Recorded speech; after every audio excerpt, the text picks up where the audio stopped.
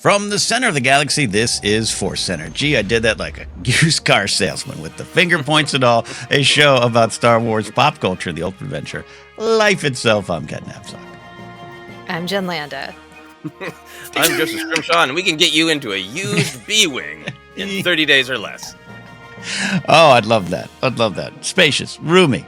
We're here to talk Star Wars news, and there's a lot to get to on this episode that might be quicker than some news episodes, meaning we're not going 2 hours, even though we'd like to, on Tales of the Empire, Tales of the Underworld trailer. Some Tony Gilroy quotes, Star Wars Celebration Japan update. That's not a good one. We're diving into all that, but as always, we want to remind you that today's podcast is brought to you by Audible. Get a free audiobook download and a 30-day free trial at audibletrial.com/ForceCenter. Over 180,000 titles and growing to choose from for your iPhone, Android, Kindle, or MP3 player. You can check out Reign of the Empire, The Mask of Fear by Alexander Freed. Do it on us. Help the show in the process. Download your free audiobook today by going to audibletrial.com/ForceCenter. Again, that's audibletrial.com/ForceCenter for your free audio book. I'm about 40 pages out from finally wrapping that wonderful book up. Been good, but that's our Audible A. Joseph, we always have our A Asks. That's right. Our asks continue to be about Patreon. Patreon is the thing that has kept us going strong for many, many years, and we would like to continue. We know it's a difficult time for everyone. It might be a different time for everyone. By the time I'm done with this sentence, everything might have changed again financially for the whole world. So we are aware that this is a different time to say, hey, come support our Patreon. That said, we really do appreciate all of the support in the community that we've grown there. That gives you access to the Discord, which is a safe place to have friendly and thoughtful and fun conversations about Star Wars. So if you're interested in joining our Patreon, we are building to a goal of 430 paid patrons. When we reach that goal, we're going to release an old classic episode of Star Wars Ranked with new exciting visuals to enhance the thrill of an old episode of Star Wars Ranked. And as always, you can follow us on Blue Sky as well, where we're spending most of our social media time these days. Indeed, we are there. But before we get to news, we always like to do a little catch-up. As always, the Life Adventures section of our show. I've been swamped, busy, dealing with, even as we record right now, dealing with landlords and tree trimming in our yard. That's been a fun thing for a Monday record, but I'm good. Jen, Joseph, any life adventures in your world, Jen? I'm working on something. I should have asked them if I can talk about it. Maybe I can. So I'm shooting something prior to the thing that I'm doing, and I promised a costume appearance. Oh, I shouldn't say what it is because then it will spoil it. Anyways, my mom had to meet me halfway from her house in the OC, and she loaded this thing up in the car. She's like, I thought it was a piece of trash. I was like, no, that's my costume, Mom, that I've been holding on to for like 10 years or whatever. And there it was, and it's in rough shape, and I'm going to have to do some work on it, but it was there, and it just was really funny seeing my mom loading this thing up in her car. And so, yeah, I'll have the video out. I think next week we'll have it out, and then I can share. The video of your mom loading. The video of my mom loading. Yes, the video of me in this costume, whatever it may be. Yeah, that's amazing. Yeah, I'm sure that's a TikTok channel, right? A video of confused parents carrying their children's cosplay. Yes. Yeah. Yeah, exactly. That'd be amazing. That'd be amazing. Yeah. But I just want the actual footage, not like a TikTok sketch. I want like, what is this? Where is it going? What am I doing here?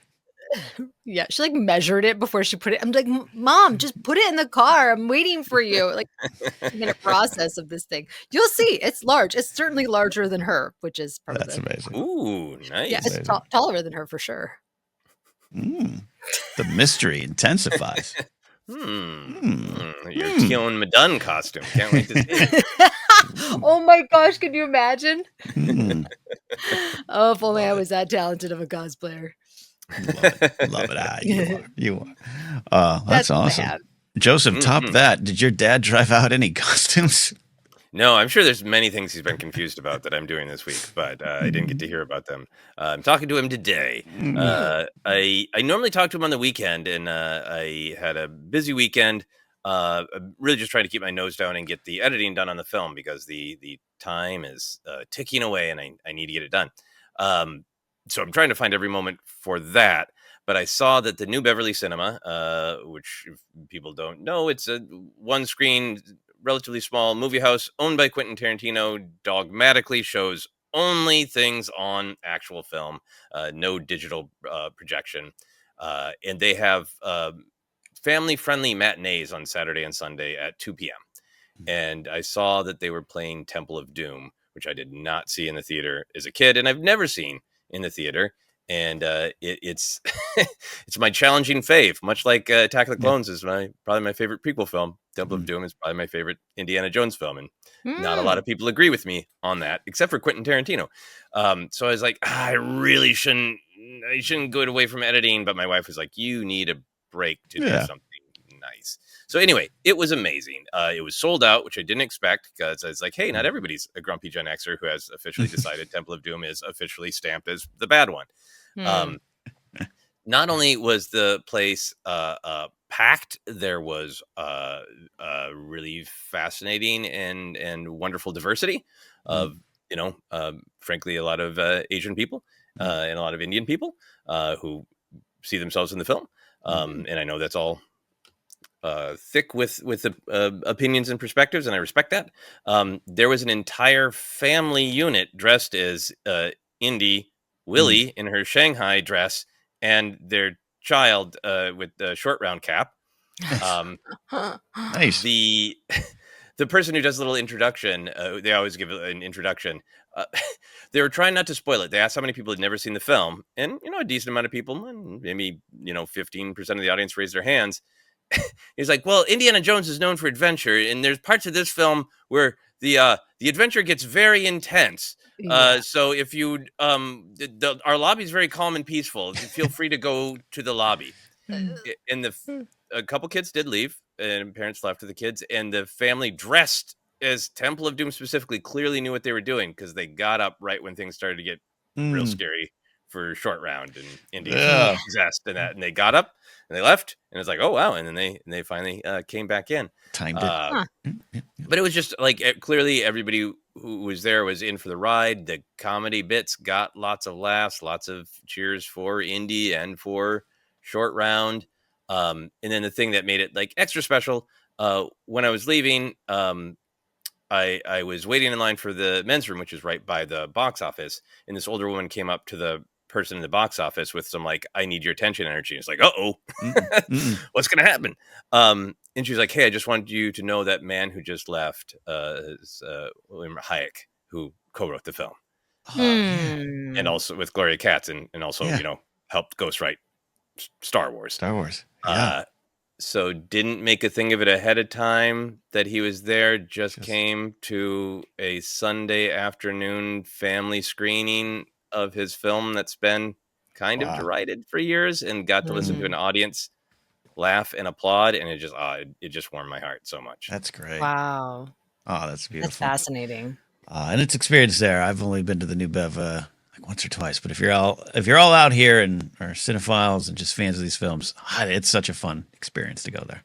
It really is. It's really got you. It smells of popcorn, and it's just like the old school kind of vibe. Yeah, it's even down to if someone sits tall in front of you, you might have to look around. It's old style theater, and I kind of love that. Yeah, so great. That was my Star Wars related adventure. Oh yeah, big one. All right, good. See, I had a bad week. You had a good week. That's we're here for each. I had a good Sunday afternoon. Good Sunday afternoon. The rest that's a week. We got costumes there. Let's dive into some Star Wars news. We're going to get to the big one here, the Tales of the Underworld trailer. We also got some Andor updates that are continuing to trickle out, probably even as we record. But we did want to go into an update for Star Wars Celebration that went around. Just discuss it, talk about it a little bit here. Oscar Isaac had to cancel his Star Wars Celebration Japan panel, titled A Conversation with Oscar Isaac. A change in his production schedule was cited as the reason. The panel slot has been replaced by a panel hosted by Vanessa Marshall called The Stars of Star Wars. Marshall will interview Sam Witwer, Manny Jacinto, and Mads Mikkelsen. That's That's a great collection of people that they've pulled off the autograph line. I love that.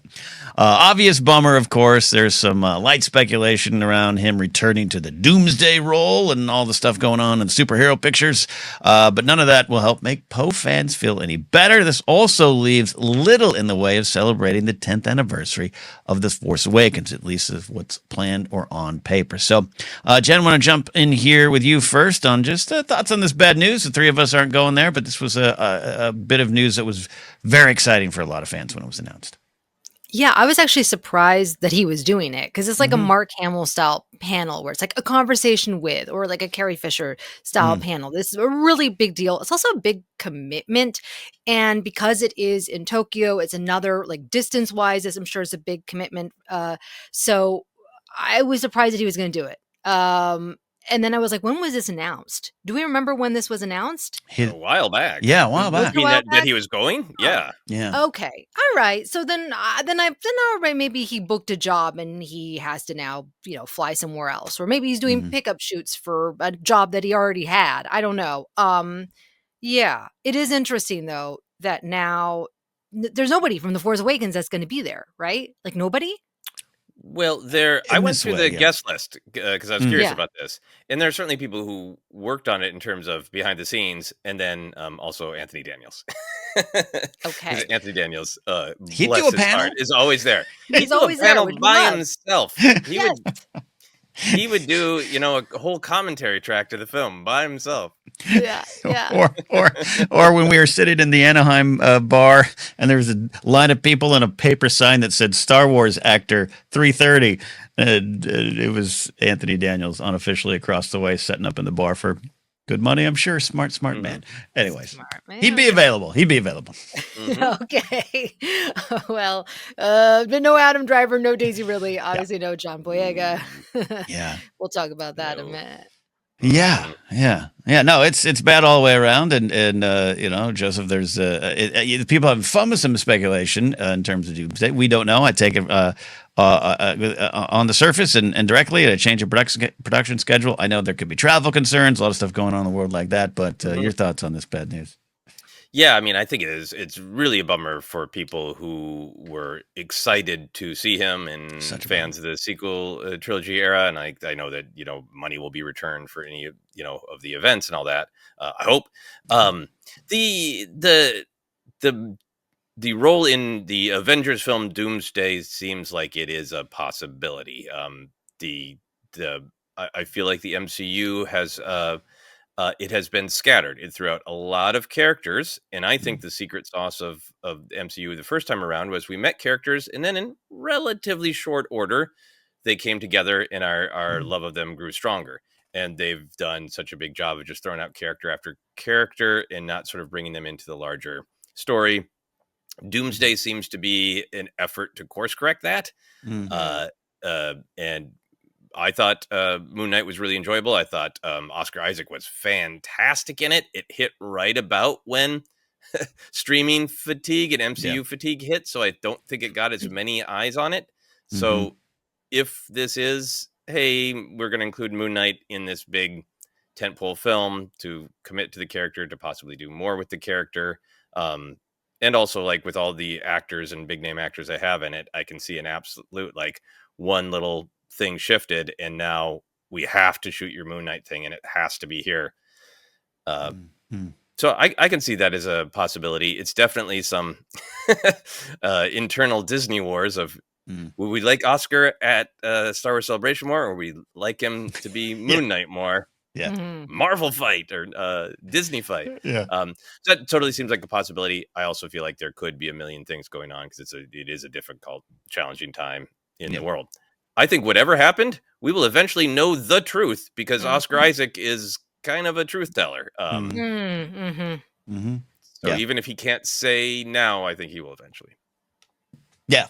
Yeah, no, it's all there. And at the end of the day, it's just a big bummer. And then we wanted to update those. I think everyone did know. But hey, still a lot to do out there when you're out there at a Star Wars celebration. Jen, you kind of mentioned it. A lot of the big names. Again, no disrespect to Anthony Daniels, a big name in Star Wars. I want to make sure I'm clear on that.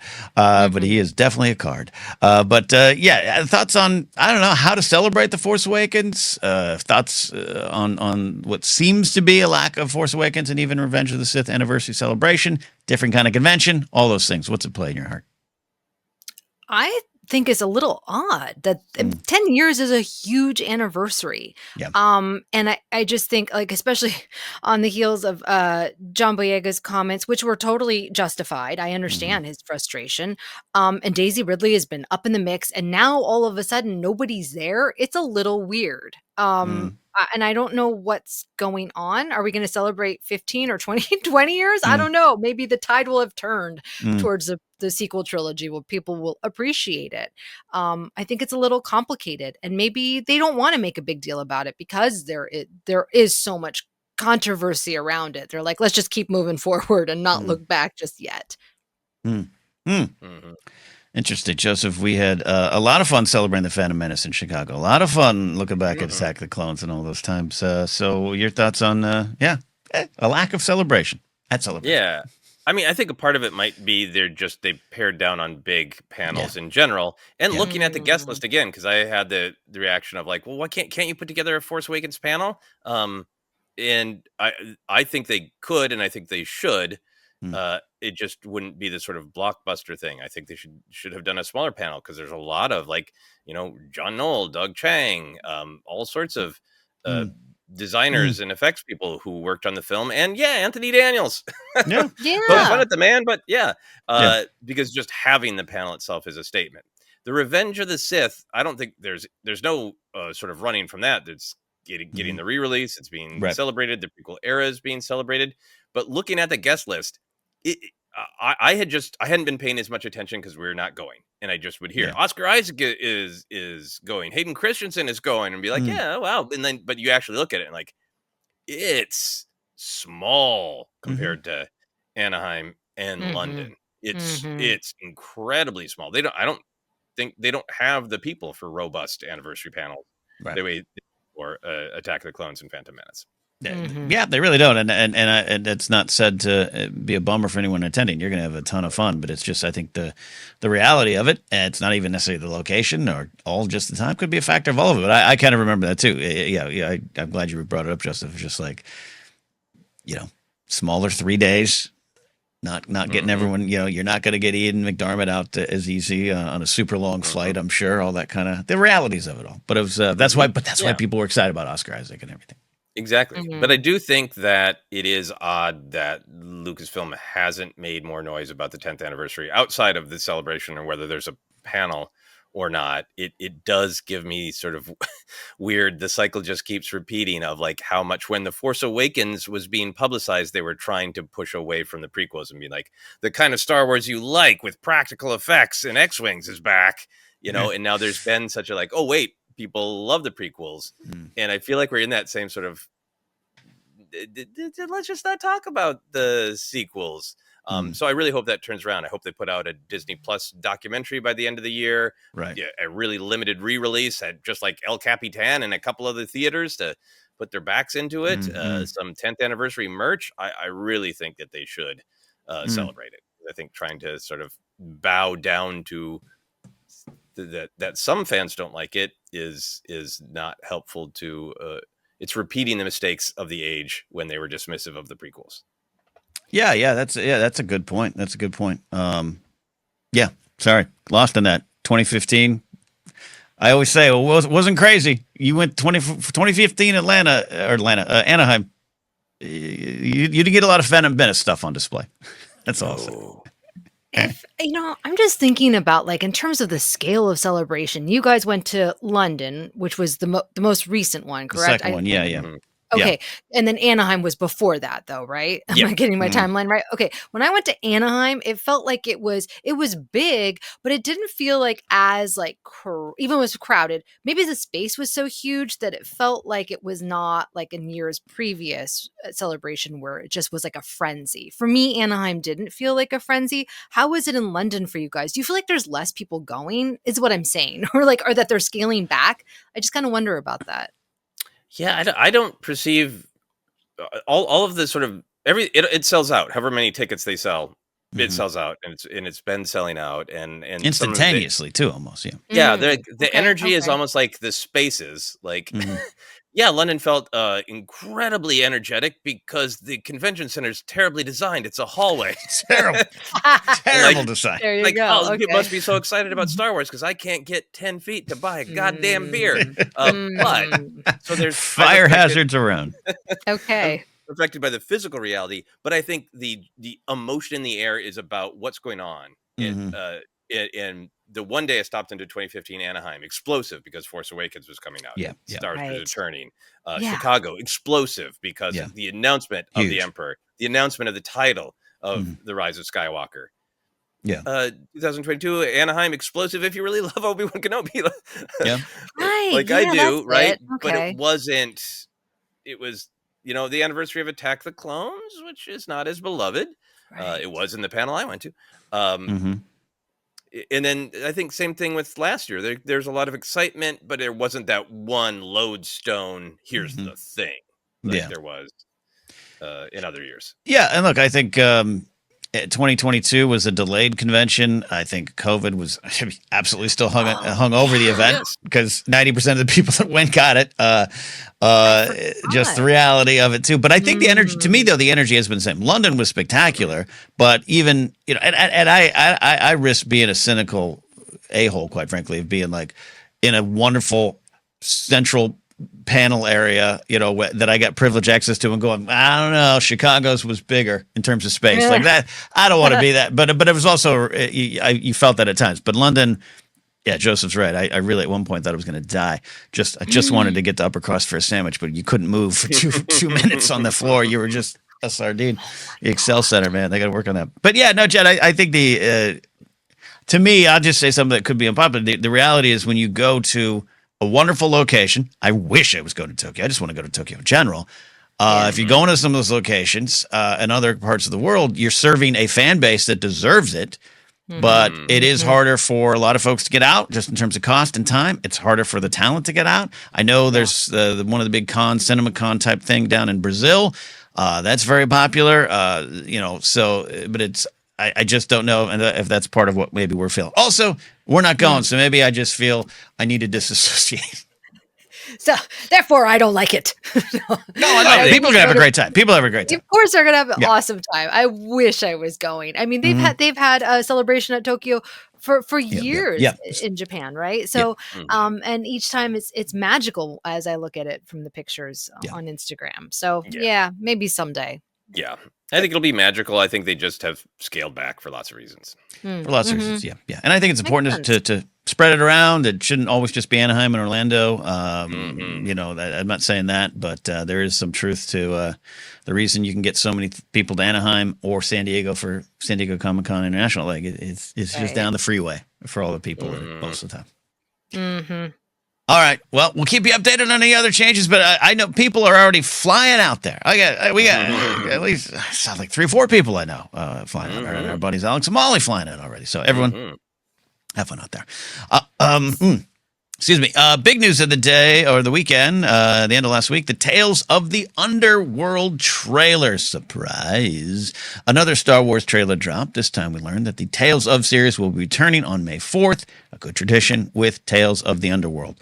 6 episodes, again, will be released, focusing on Asajj Ventress and Cad Bane. We imagine 3 and 3. Here's the StarWars.com description. Tales of the Underworld is a 6-episode journey following 2 notorious bounty hunters, former dark-side assassin Asajj Ventress, as she's given a new chance at life and must go on the run with an unexpected new ally, and outlaw Cad Bane as he faces his past when he confronts an old friend, now a marshal, on the other side of the law. Jed, first reactions to this news, the trailer, all of it. Okay.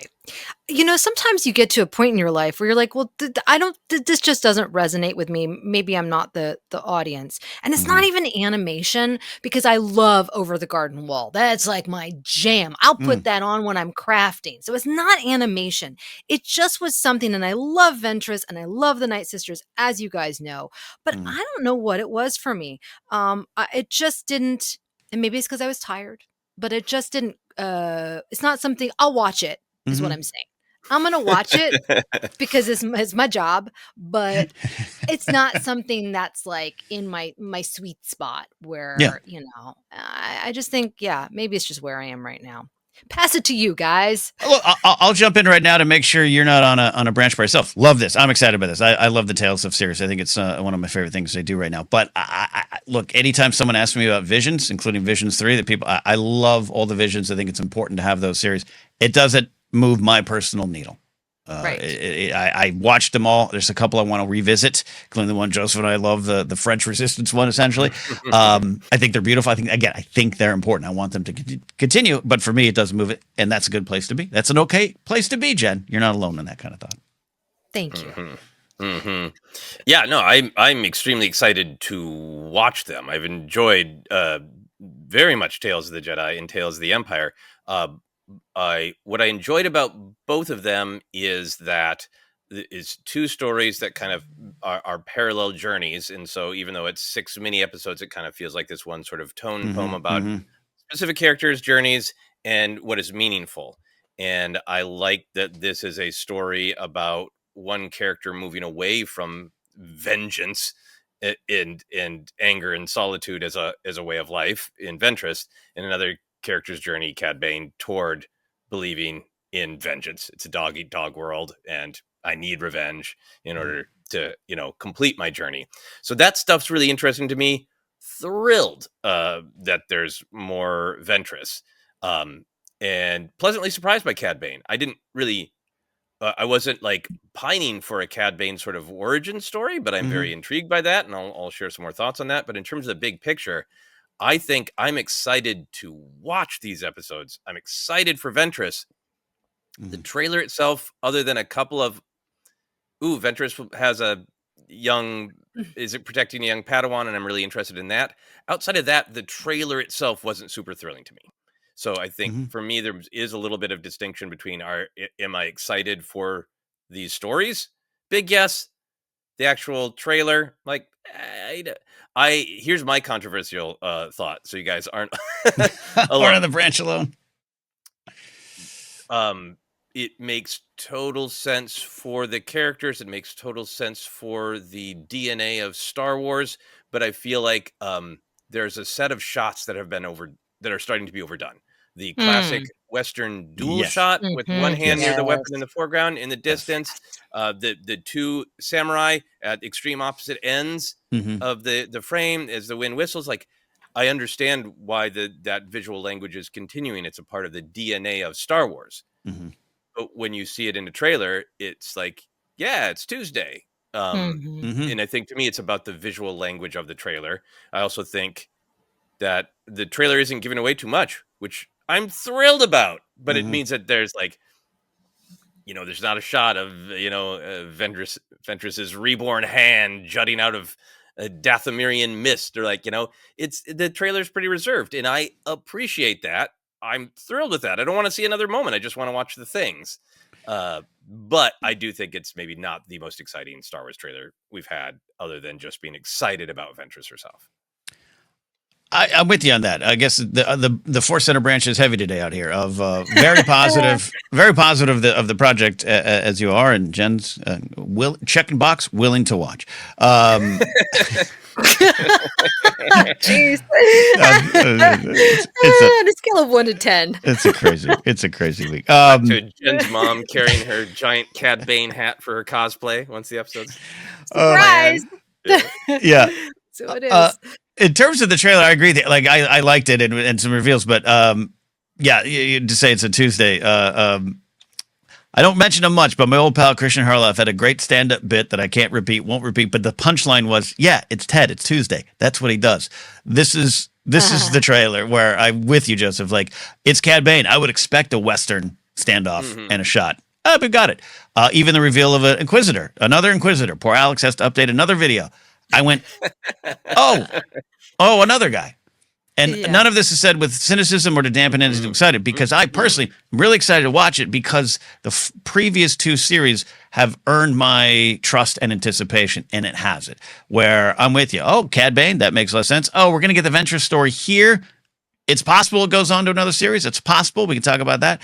But I trust so far, because I wouldn't have thought, I wasn't fully understanding what they were trying to do with the first series. The Dooku episodes are some of my favorite. The Barris stuff is phenomenal as well. I like the other 2. The Ahsoka and Morgan stuff's great as well. But so for me, and maybe I'm kicking it back to you, Jen, of like, I'm with you. Like, all right, this is a fun thing to do. It's not high on my list right now, but they've surprised me in the past. I'm pulled in by that. Are you willing to be pulled in, Jen? Are you willing? I think you both are touching on something that I was struggling with, where I was like, who is this trailer for? Is this for not younger kids, like maybe like 13, 14, 15-year-old kids who are not as familiar? So they're going to see that Western shot and be like, ooh, that's cool. Whereas we're like, of course, check that box, right? There was just a lot of familiar visuals and not enough to hook me. Like you guys are saying, what would hook me is more of the story angle. What are we going to learn?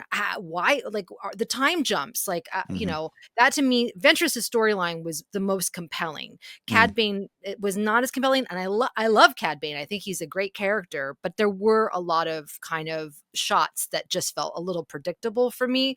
But that's why I was like, who is this for? So I went into the comments on the YouTube, on the trailer on YouTube, and I was like, who are these people? Because everyone loved it, which is wonderful. I want people to love it, right? But I was like, what age are they? And a lot of them were like, younger adults and stuff like that, who were like, yay, we're finally getting answers and things like that. So cool. I don't know what's going on. Maybe it's because I'm viewing this through like a mom lens, where I'm like, who is this for? Like, is this okay? Like, is it going to be too violent? Because it was kind of violent. Let's just say that. I thought it was kind of violent. I think these are trending up in terms of age for sure, based on the first 2. That's what I thought. Yeah, right?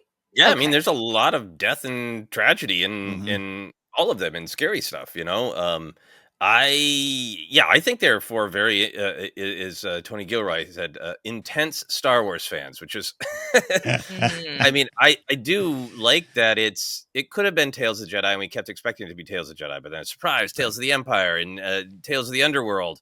And I think that is a great shout out to those, EU anthology books that people loved, of like, ooh, what are the kind of categories of, but I feel like the whole over thing is that tales of gaps that Dave Filoni would like to fill in, which is not a bad thing at all. And I think that's why fans are excited. And I hope that, anyway, I will not get ahead of our questions. But I do think they're for intense Star Wars fans who already know these characters and are looking for answers. And I'm really glad that I think that's what a service like Disney Plus on a holiday like May 4th, these aren't for like, Dan, who's seen Star Wars 5 times at parties and likes it and has that one T-shirt from Target. No offense to Dan at all. There are casual Star Wars fans and there are intense Star Wars fans. And these are for intense Star Wars fans. And it's the promise of Disney Plus that not everything has to be for a wide audience. And these are not for a wide audience. These are people who know who Lance Razzie is, for God's sake. Right. Yeah, Lance Razzie on the post. Is Dan wearing the red Millennium Falcon or the blue AT-AT shirt, Joseph? Which one? The Millennium Falcon one that everyone had in 2014. Yeah, myself they scaled included. back on their shirts a little bit. Well, I'm protesting Target right now, but Same. Fantastic. Yeah, a lot there, and that's in terms of who's it for, Jen? I first of all, you're as brave as Ventress going into the Underworld to go into those comments. But I think it's those animation fans and those who are looking for those answers, and that tracks. I want to shout out Hunter, who I was on a short film this weekend, and he's a Saddleback College student who was leading the crew as assistant director, and he found out I like Star Wars, and we're talking, and he says, what do you think about Bad Batch? I go, it's like my favorite Star Wars show. And he's like, no one No one else agrees with me, and we had a good conversation about that. But I think this is something that would move his needle as well to get some of those answers established after being teased in the Bad Batch about Ventress and Bane. But what do we hope to learn from these stories about Ventress and Bane, Joseph? I'm with you. I understand the sentiment of how much do I want to know about Cad Bane's past? Is he sympathetic? Is he supposed to be sympathetic? Is he going to be an incel like Palpatine was? Different conversation. But I'm excited to learn about Cad Bane. Yeah, we had this conversation on one of our live streams recently about the discussion that the show Star Wars Underworld possibly gave a little bit of a backstory for Palpatine.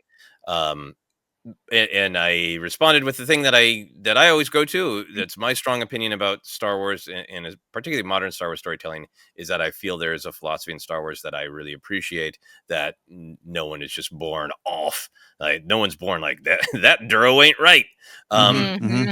It's because Star Wars is about choices going back to 1977. Of life is hard. It's going to deal you unfair cruelty. How do you respond? Do you care about other people? Do you make the best choice? Or do you let yourself give into, yep, the world's an awful place and I should be out for number one because everybody's always trying to screw everyone.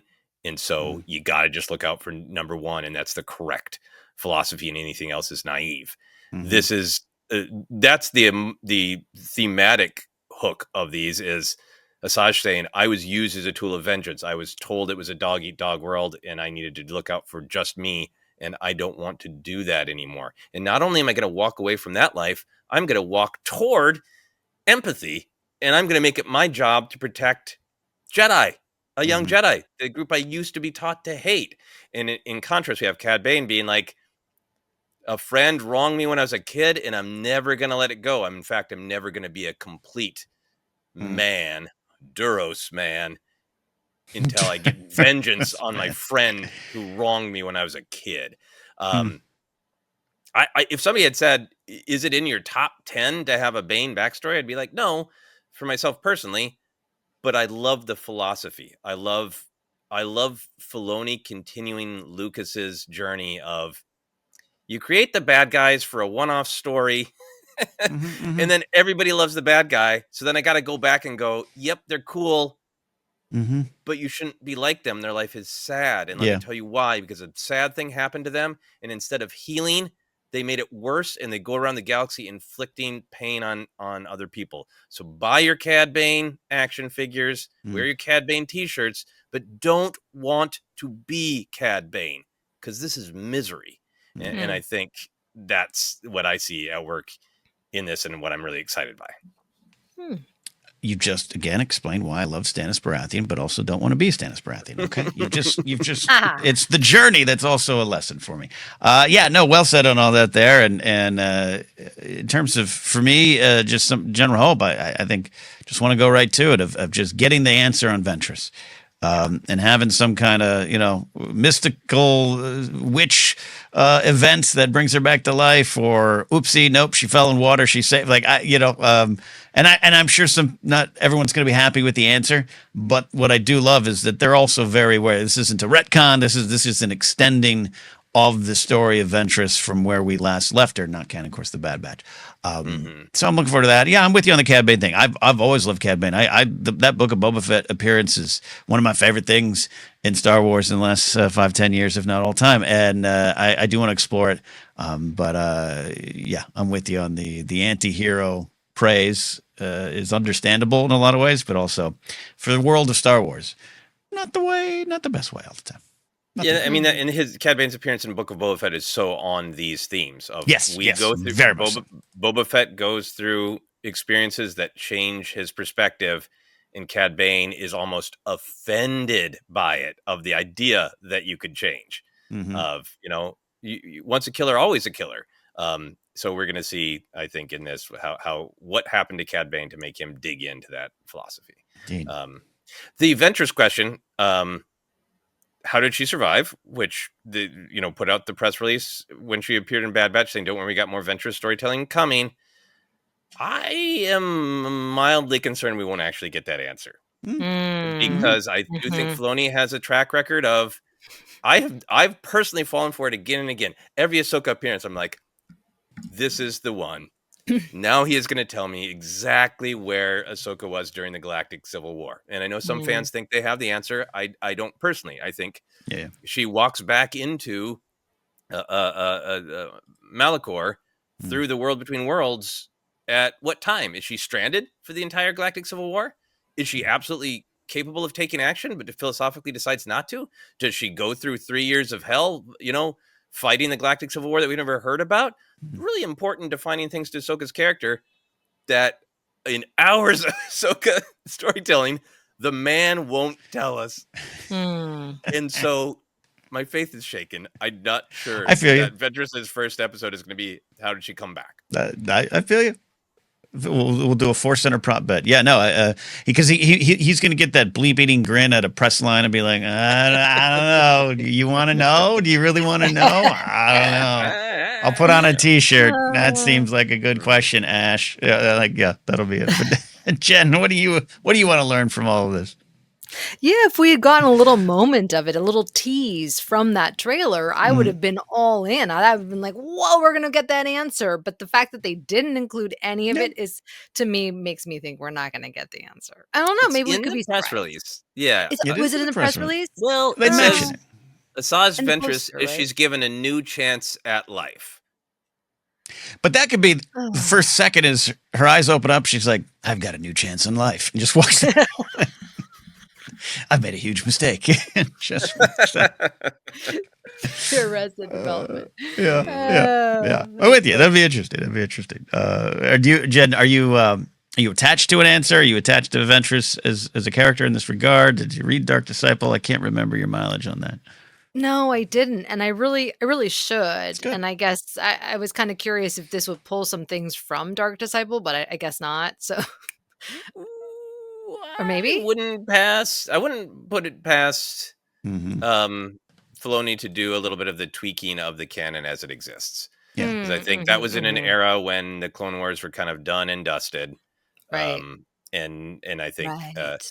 because the Dark Disciple deals with her death, but also her burial. Like, Mm. so I think this could be it's kind of Dark Disciple, but with a slight twist on the known canon. Yeah. Okay. Yeah. If it's there at all. I did want to say the other thing that I am really excited about is the idea of a Jedi Padawan, because it does tie into the possibility of Ventress being involved with the Path, which he alluded to in Bad Batch. I know there's been fun speculation on who that kid is, if it's Petro from the Clone Wars. Or Jod, right? Jod. Oh my gosh. I was wondering about Corrin from the Wow. Obi-Wan Kenobi series. If there's the boy that Oh. Jaja is Could be. helping to rescue, that people are excited that his name was Corrin, because it's maybe a way to introduce the EU character Corrin Horn. Probably a brand new character, but Right. but I so want that Path show, and even if not that, I just think it's such a great Ventress has always had a soft spot for young people in trouble, because she knows what that's like, and I'm excited about that storytelling continuing. Like, yep, another Inquisitor, whatever. It's worth it for me to see that relationship in that story, and I want more stories of how do young people feel who are survivors and on the run. Yeah, I'm interested in that. I understand too, and I haven't seen it online for this. And Jen, I don't know if you saw it in the comments. I don't have a personal malaise for another survivor or another Jedi. I like it. It's actually very realistic to me. There's just too many Jedi that survived, and the Force didn't stop.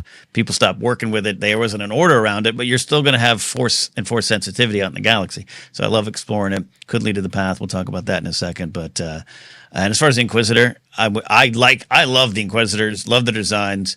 So I'm not over them at all. But it was a little bit of like, all right, just tell me the number. I'll forget. Which one is this? Which one is this? The 13th brother, the 29th brother, the 55th sister. Remember. Like, yeah. The Five Guys. This includes the Five Guys. Yeah. Delicious the fifth fries. guy. Speaking of at Star Wars Celebration, we know the big animation panel is out there with high anticipation for what will be announced. They've, not come out and said, we're going to announce something, but they did say, we will speak on the future of animation. So maybe the future is, it's done. It's not going to be the case. That'd be horrible. That'd be horrible because I love it. Bad Batch still remains perhaps my favorite thing of the last 5-6 years that they've done. So does this change your thoughts, your speculation on new shows and other animated projects that might be announced at our celebration, Jen? Have you got a Pinterest dream board going on a show? The fact that they released this now, it makes me wonder, well, what do they have lined up for Celebration? Like, this would be something that they would reveal at Celebration, I would think. So are they just going to release more stuff from this show? Is there something related to this show that they're going to announce? Like, what is the game plan? I don't know. I mean, I feel like every time I have like high hopes and then it's like, surprise, it's like, nothing that I'm really that interested in. That ForceCenter tree matches. I'm sorry. Yeah. And look, I know I'm in two camps right now. I am in the light side and the other light side of I love this team or the Jennifer Corbett team, the Brad Rout team. Oh, yeah. I'd love them to explore even more time in the Bad Batch era, the Imperial era. The Path is definitely on my mind, and we don't go into the rumor mill much. There's still a ton of rumors out there. That's all a grain of salt till someone stands on stage and says something. So this initially dampened my hopes for getting a Path show. Easiest way to describe it is a Path show. Or even an Underworld show with people like Maul and Kira and Jabba and who knows, Rada, time into Mandalorian Grogu now. But at the same time, the way these series go, I'm not saying they're setups, but they always have that feeling, especially with the Barriss arc, always have a feeling of there's definitely more story to tell. So I'm not saying this is a backdoor pilot, not saying it's connected. I still think for those, and shout out to Gwen in our Discord, they're very excited for more animated shows, and they're very excited for maybe something in the Path world. I still think that's impossible. Joseph, am I off with my betting dart? No, I went on an emotional roller coaster of like, they promised Asajj would return. I'm thrilled that she's returning in this thing, but like, oh no, maybe that's the return, and there isn't a hope for a Path show. But I also feel like there's been so much building towards that possibility. It's just not the introduction of the concept in Obi-Wan Kenobi, but then Barriss Offee in last year's shorts being like also ending on a little bit of a, well, what happens next with Barriss and the number sister who's I don't remember now. 4. I think 4. I think fourth sister who is also in Kenobi. There's so many dangling threads that Path show could speak to, from Ventress to Barriss Offee to Reva to the Quinlan Voss's survival to hey Omega, because the how force sensitive is she or not question has never really been dealt with, and there's already a little bit of like, is Ventress her her fun aunt? I really would love a Path show because of all of the characters who could be highlighted, but also that different approach to the storytelling of that era. That it's a different take on it. So I'm still hopeful for that. Seeing Asajj made me feel like I have to brace myself for it will be the Jabba Hutt Crime Variety Hour. Yay! Or something really different. Yeah, now we're talking. Something as unexpected as the Bad Batch was. I think there's a possibility that the next animated show is something as unexpected as that was to me, but I still hope for a Path show. I'm with you there. Jed, you want Tales of Joe Yowza? Come on. Listen, I'll take it, because then it's at least closer to the palace where we can get into the nitty gritty. Tales of Jabba's palace. Just take the old book formats. I wouldn't mind that. Great stuff. Any final thoughts here, Jen, Joseph, on the table for this story? No. Got nothing. I'm containing myself. No. Let's move on. No. No. Yeah, also, slight time crunch today. Sorry, my fault. Hey, here's the final story we're covering today. It's a couple different things. Bear with me as I update the script on the fly. Andor will change Star Wars as we know it, or at least give us a new appreciation for smaller, overlooked lines in Rogue One. This we learned after Diego Luna and Tony Gilroy sat for an interview with Empire Magazine. The full interview will be available on April 10th, so get ready for more teasers ahead of that, including the one we're going to talk about after this, because it happened right as we were getting ready to record. From the interview conducted by Ben Travis, Tony Gilroy said that nobody will emerge from Andor Season 2 unsqueezed, saying, what is the real effect of time? Pressurized, painful time on ordinary people that hopefully you care a lot about. He says this teasing the 12 episodes. What happens to their love affairs, their relationships, their homes, their children? What happens to everything around them if you're thrust into this vice grip of revolution? Those are the big tectonic moves of the second season. So what does that all do to our ideas of Season 2, Jen? What are we expecting now?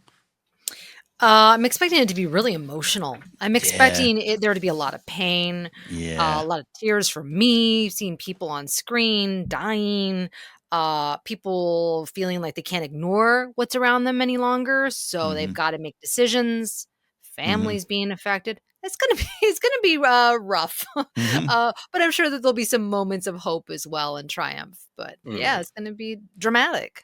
It will indeed, and yeah, for me, like I don't know why I'm having thoughts on what is revolution actually like. Don't know why that's entering my head at all, but and sometimes I always say the biggest danger to just kind of things rolling over in a bad way, the loss of democracy, whatever you want to say, is just the upsetting of the norms. Like I'd love to do a revolution, but I also really like that sandwich shop I'm going to today. Like it's just it's hard to upset the norms on any level. And that's so Tony's not talking about a sandwich shop in Burbank, but he's talking about what happens when this really explodes and starts, as he describes, a vice grip of revolution. It's really interesting stuff. Joseph, stuff he has said before, but I love the narrow focus on it. What does this do into your expectations? Yeah, I think it's a storytelling truth about, in a real life truth about how fascism works, that it affects every element of your life. Because I think, as you said so eloquently, Ken, it just disturbs all norms. And I think that the show is focusing on characters whose lives have already been touched. And we've seen a couple characters on Coruscant continue to be in denial, but maybe the realities will come. I think the realities is coming for a lot of the characters that we've met and cared about, all the characters of Ferrex and I don't know if we care about Cyril in his own special way. You know what? But it's coming. But it's coming for Dedra. It's coming for Cyril, even though they are perpetrating it. It's coming for them. It's probably coming for Perrin and for Mon's daughter. It's coming for everyone because it affects everyone. So I think there's that kind of truth to it. Anyway. On a real practical level, I think it means almost every character that we've met is going to die. I think we're going to talk more about different lines in Rogue One that might have been changed. Cassian has his line to Jyn: "You're not the only one who lost everything. Some of us just chose to do something about it." I predict many YouTube videos where Cassian has his line: "You're not the only one who lost everything," and then we fade to a shot of Marva and Brazo and Bix and B2 Emo and probably Dewey and Freedy, for God's sake. I think he is going to lose everyone. Yeah. Yeah, I agree with that. Which ties into this little section. Diego Luna closed that preview by saying, "You're going to hear some lines on a rewatch and go," promises Luna, "before you just passed over them." He's talking about lines in Rogue One, but not anymore. So yeah, I think you're going right to some of that there. Thoughts on that, Jen? Are you ready to watch Rogue One and then start crying in a way you hadn't cried before? That could be on the table. Boy, there's a chance I may not even remember the quote. I just might know that the moment is so poignant in Andor, and then I'm like, oh, wow, like it's going to give me new insight. So I'm looking forward to it. Kind of. It's going to be emotional. Yeah, I mean, I've been poking through a Rogue One rewatch, one of those, have it in the background when I'm doing some things, and it's already in that way. It already has that, like, I don't know the line specifically. Big ones are there, like you're talking about, Joseph, but it's just already the vibes. Already you're like, oh, I know what you did. I know what was going on, Mothma. Where's Perrin when you're on Yavin 4? I want to know where Perrin is. all that's already at play. So the fact that it, they're so aware of it, and I think that's the benefit of Gilroy, but of course Luna, who's also a producer in the series, but having Gilroy attached and in and out of the Rogue One sphere there, he knows it, and they know what they're going to. It's exciting for me, even though it's going to be, like Jen said, heartbreaking. Yeah. I mean, I think this is mostly just speaking to fleshing out Cassian's moral journey. I think Rogue One makes it clear in lines that previously read as like, yes, this is backstory. This is where the character came from. Clearly a guy with a good heart who did really dark, awful things that are hinted at. Clearly he's taken shots like the one he almost took on Galen before, and this time he couldn't bring himself to do it. I think that there is some fun speculation to be had of like, ooh, what specific line? But I also think that we as intense Star Wars fans, as Gilroy called us, should be cautious not to read too much into this, because I think Diego Luna's quote might be like, hey, if you're not an intense Star Wars fan and you're more a normal person, it's like, Rogue One was great, and I've watched it 7 times, not 72 times, and those lines just passed by. I don't think for anybody listening or watching this, the lines that they're referring to are lines that have just passed by. They're lines that, we've done essays about. Alex has done essays about. Alden Diaz has done 80-part, social media thread about every one of these lines. None of these lines are passed over for us. So I think there might be a twist, and I'm going to have some fun on our next question guessing about some twists, because maybe there is a line of like, wow, that has a totally different context. Yeah.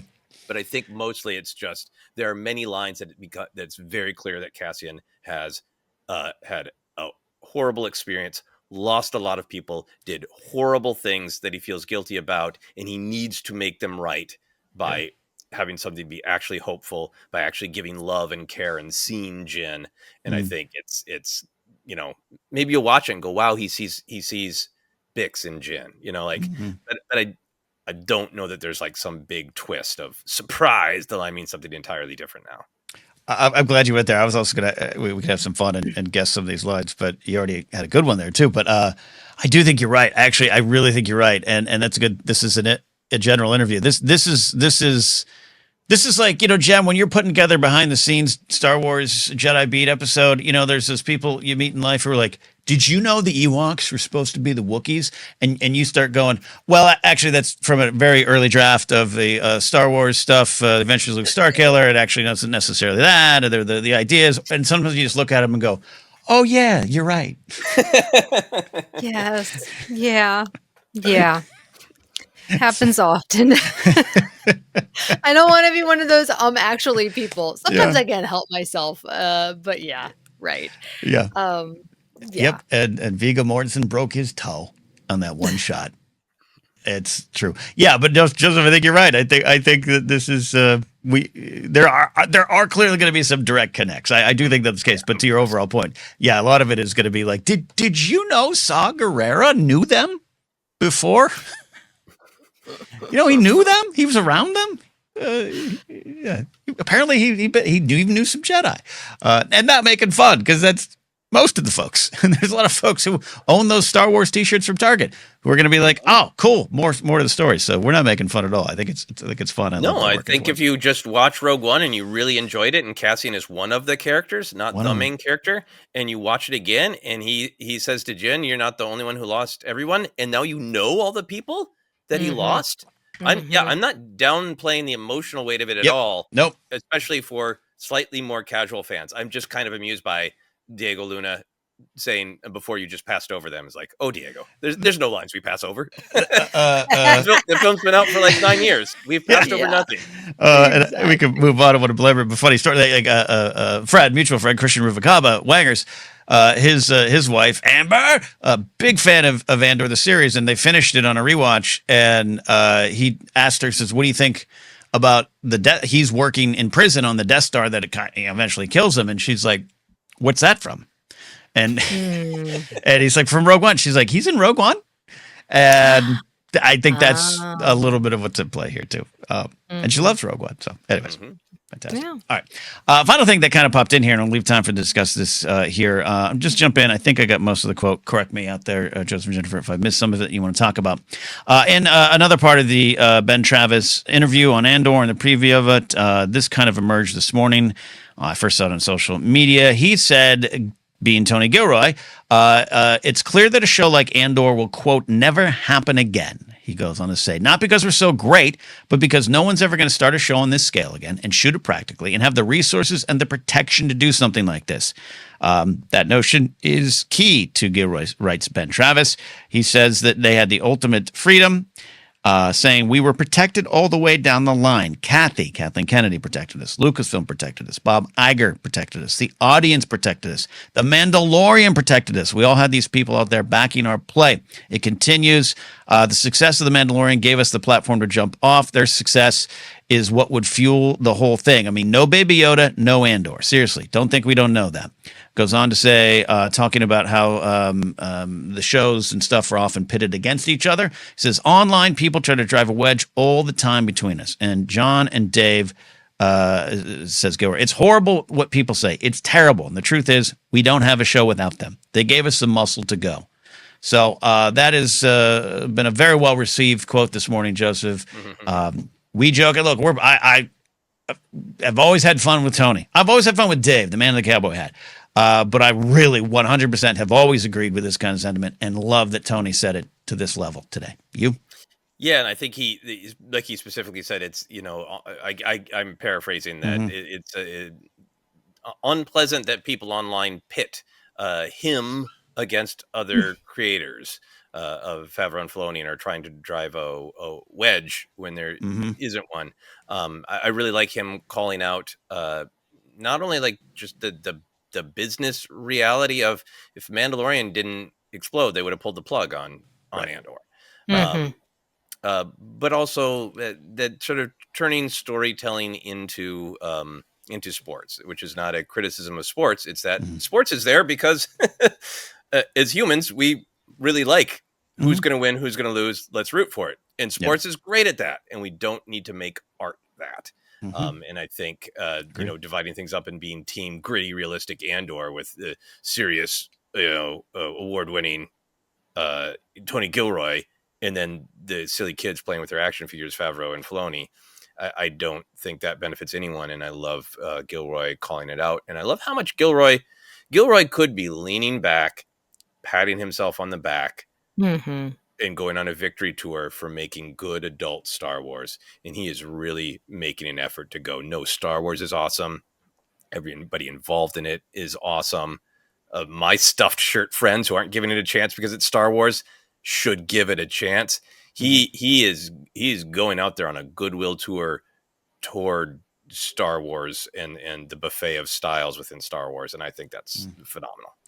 Pitching to you, Jen, on this right now, but also want to echo what Joseph said. Yeah, I've poked at Tony in the past on this show, and part of it was there's sometimes an air of pretension, and he's an old school guy and brusque, and I think with everything going on around Andor, where people were loving this show, and most of them just loved it, but others grabbed it and used it as a baton on the rest of Star Wars. I think Tony, kind of was in the middle of that. But you're right, Joseph. This go around, this promotion. I love every word he's saying. It is done with confidence. He knows who he is. He's Tony F. and Gilroy. But he has gone out of his way to make sure Kathleen Kennedy gets credit, the others get credit. This was pretty direct today. I absolutely love this quote, Jen, again.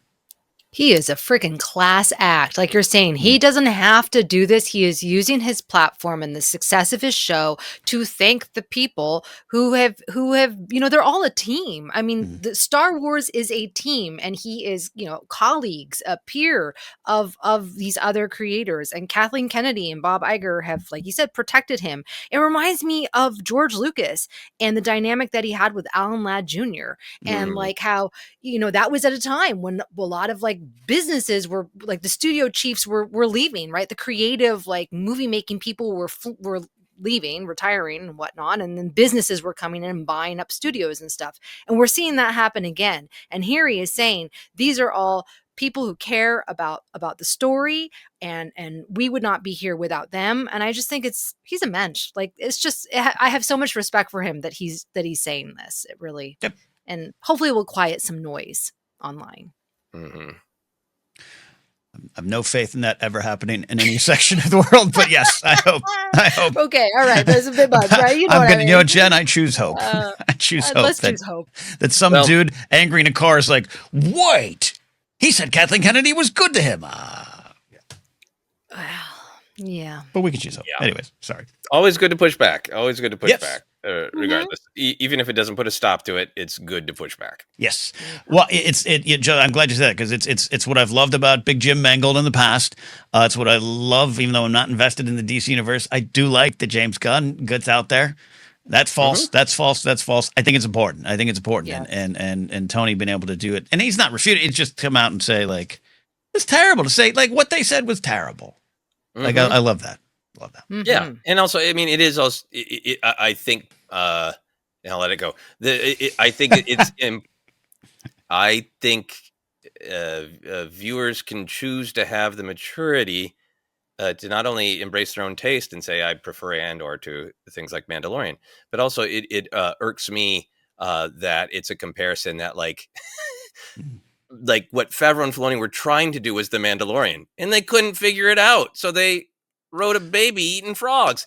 The goals are entirely different. It is a different. If it's not a. They were shooting for Andor and they missed. It's the story is different. The tone is different. The choices are different. It's totally fine to prefer the Andor tone, but to just give respect to creators of Favreau and Filoni have knocked it out of the park at what they set out to do. And if it doesn't work for you, that's just fine. But they're doing just as good of a job as Tony Gilroy at what they set out to do.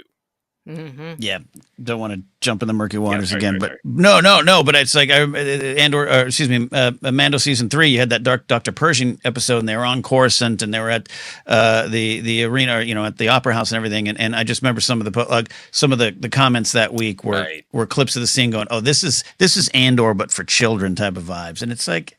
Exactly what you said. You can prefer one tone. I sometimes have preferences that go the other direction, but it's not what's at play here. And so there you go. The stick, the bludgeon. I just want to grab it out of people's hands. Yeah. Yes, it's like we need Star Wars to be successful. We need it to make money in order to make other Star Wars and take risks. It's like Tony Gilroy is literally saying that. Like, it's an interesting.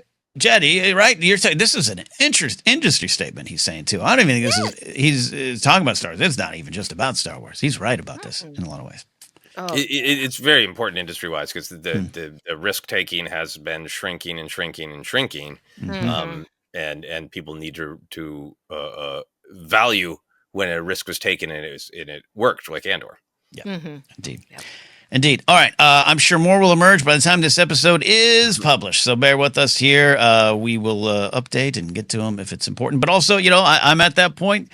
The little drips are happening. I'm excited about season 2, but there's also like some plot-specific things starting to emerge that for me, I just want to go in, not completely blind, but it's our job to cover this. But so I'm pulling back a little bit on reading the clips too. I don't know about you all, Jen, if you're worried about that, but it's happening. Oh yeah, I put the blinders on. I am not looking at anything because then it's just not fun. It's not fun viewing experience for me. Yeah, and Joseph, I know you're probably in a similar ballpark, but yeah, no, I know more than enough, and I hope there isn't too many drips or drabs because I do think there is the possibility that there is a slightly larger twist to Rogue One. Like, maybe they've kept it under wraps and maybe Cassian's actually met Galen or so before, or, if there is any sort of slightly bigger twist to go along with Diego's quote of like, hey, some of these lines are going to be surprising. I really don't want to know before the show comes out. Same. Indeed. Well, there you go. That's our look at Star Wars news. We're going to get on out of here. You can find us on social media at Force Center Pod, Blue Sky in particular. Facebook page, Force Center Podcast. If you're playing over there, podcast is available in a lot of spots. Just search, you'll find us. Don't forget, every Sunday we release Databank Brawl. We re-release it from our past. It's been a lot of fun to revisit it. And, we go through the Rogue One characters a lot, so see if we got close to predictions about their past or anything like that. Merch is available in 2 spots, tpublic.com/user/Force Center, or down below if you're watching on YouTube. YouTube in the Fourth Wall Shop. Click that link. You can support us at patreon.com/ForceCenter. Get into that Discord like Joseph said up top.